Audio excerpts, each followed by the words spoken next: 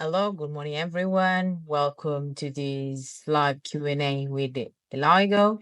Today we will be speaking about live voting, so assembly. Basically, this is an interactive session covering this live voting, so assembly you may have. And I'm here to answer your questions, so happy to answer whichever question you may have.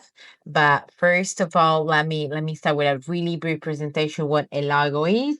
Eligo is an all-in-one online platform designed to support all private and public organizations to digitize and speed up every kind of elections or decision-making process remotely, in person, or hybridly.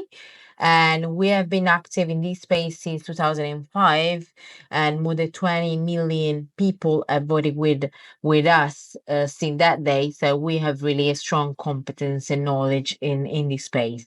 So let's get started, and I'll start with the first question that we received, that is about how can we handle voting during a live assembly if members might join remotely at different times.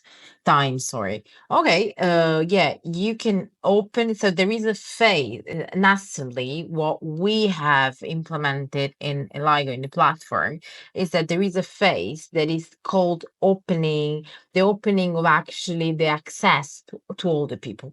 So before that time, people can't really access the assembly. At that time, people can access to the assembly, or and you can close the access as well. So when you close the access, who is inside, and no other people can get into the, let's say, virtual room. So it's exactly, you can imagine that as exactly the working of an assembly in a physical space, so in a room.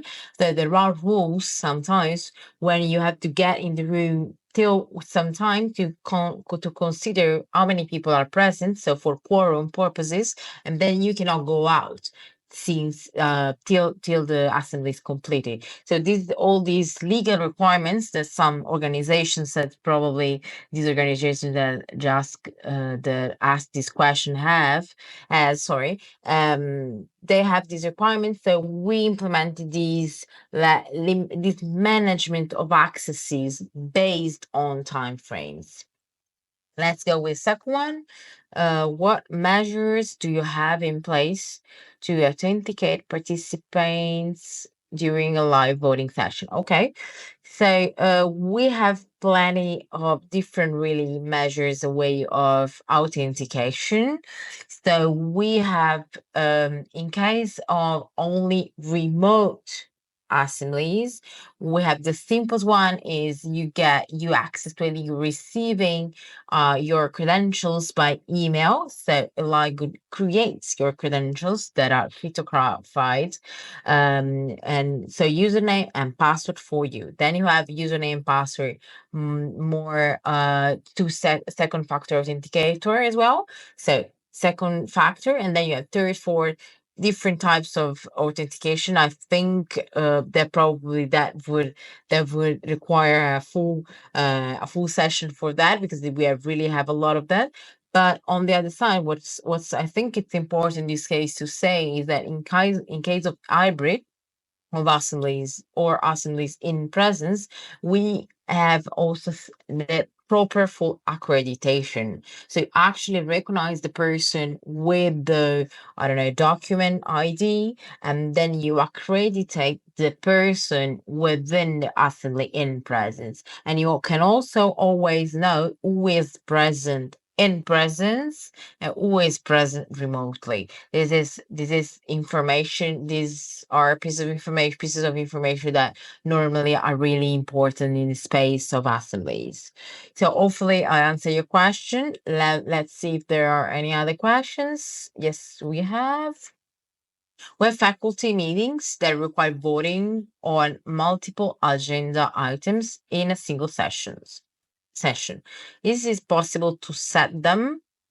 Okay, so it's totally possible. So in Eligo, you can customize your items. You can each item is separate, so you can decide the characteristics, let's say, of that single items. But what's important, and you can open and close them separately as well.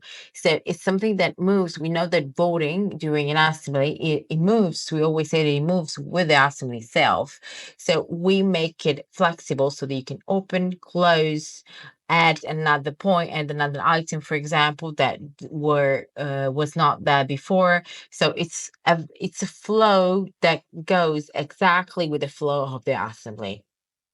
Happy to answer any other question on these if you have any. Let's see. How does the system manage tie votes or instances where additional rounds or voting are required? Okay. So this is exactly what I was saying. So you can add an additional ballot on the fly. So during your assembly, you can add, and this is really, really quick, and you can add as many items as you want. This is something that is really important for us. You always have limited voting processes, limited ballots in Eligo. So you can vote as many items as you want, and you can create them on the fly, and people will see them when you obviously, like, let's say, publish to them. Let's see. I think we have a last two questions. Is it possible to monitor real-time voting process during an assembly? Yeah. Is it possible to visualize a counter of the registered votes and update that is updated in real time? So you have always the information on the presence and always the information on the voting. Obviously, you don't have any information on the results of the voting while the assembly is ongoing. You will have this information just when you close the items you're voting. Is it possible to add further points to the meeting agenda during the assembly? Yes, yes, as we see, you can add different items, you can add different ballots, you can add different type of ballot, type of voting process as well during the assembly. This is something that we normally do. It's completely normal because the assembly, someone can raise their hand and say, okay, I want to put the vote on another item. You can do that without any problems. You can do it in the back office, then all the people that are voting will see that immediately as well. Let's see. I think we don't have any other questions right now. Let's see.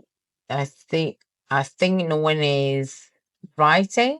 So thank you very much for your time, and always we are doing that quite often, these live Q&A. So please feel free to drop us an email or participate to the new session to answer to your questions. Thank you.